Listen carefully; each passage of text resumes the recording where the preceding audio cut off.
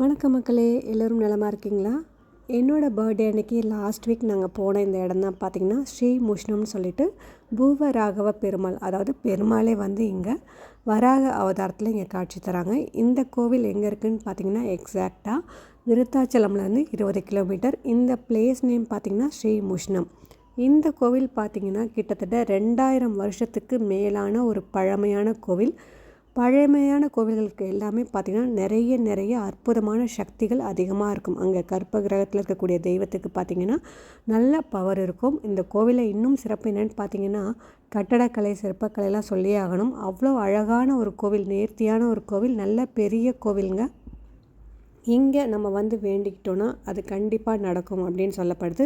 முக்கியமாக குழந்தை இல்லாதவர்களுக்கு குழந்தை வரம் கிடைக்கிறதுக்கு இந்த கோவில் வந்து ஒரு சிறப்பான ஒரு பரிகார ஸ்தலம் அப்படியாகவும் சொல்லப்படுது. இந்த கோவிலில் இருக்கக்கூடிய இன்னொரு சிறப்பு என்னென்னு பார்த்தீங்கன்னா அஷ்டகன்னிகள்.